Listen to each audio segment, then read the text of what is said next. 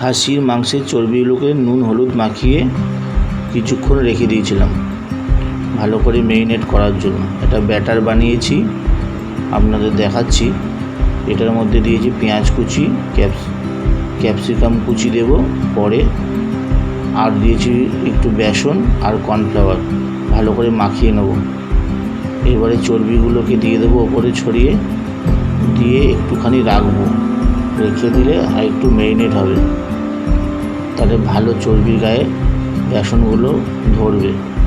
আর দেবো সাথে একটু ক্যাপসিকাম কুচিগুলো আগেই কেটে রেখেছিলাম, ওপরে ছড়িয়ে দিলাম।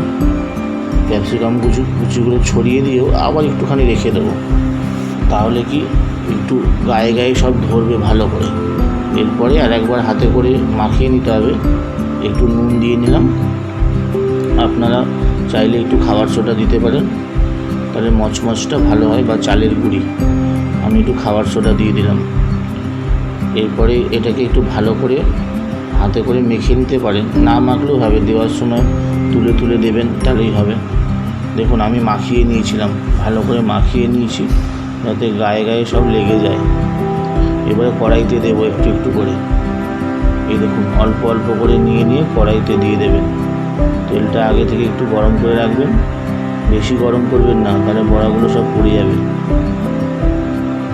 হালকা মিডিয়াম আঁচে রেখে এরকম করে করে দেবেন, হাতে করে করেও দিতে পারেন, আপনারা চামচেরও ইউজ করতে পারেন, চামচে করেও দিতে পারেন, যেটা আপনাদের ভালো মনে হবে সেরকমভাবে দেবেন।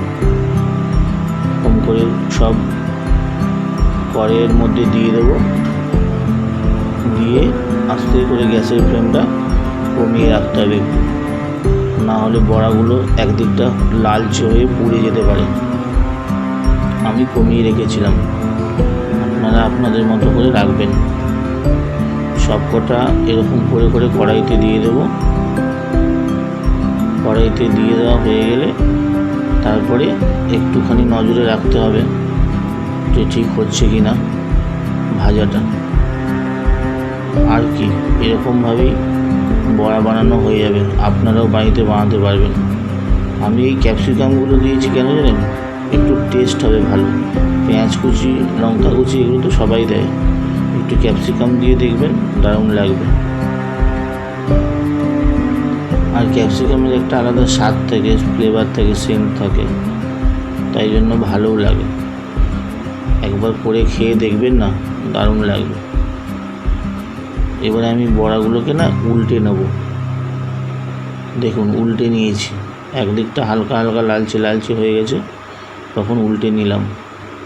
আপনারা এরকমভাবে উল্টে নেবেন যাতে বেশি না পুড়ে যায়, ওই জন্য গ্যাসের ফ্লেমটা সবসময় নজরে রাখবেন।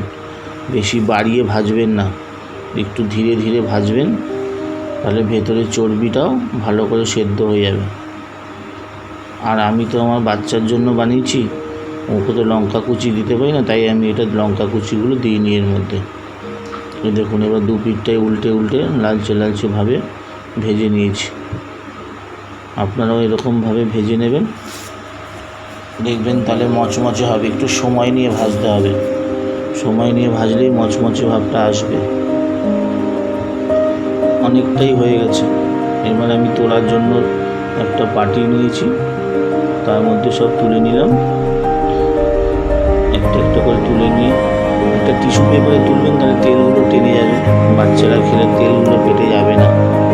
এবার দিয়েছি কেমন বলে দেখি, খেতে লাগছে।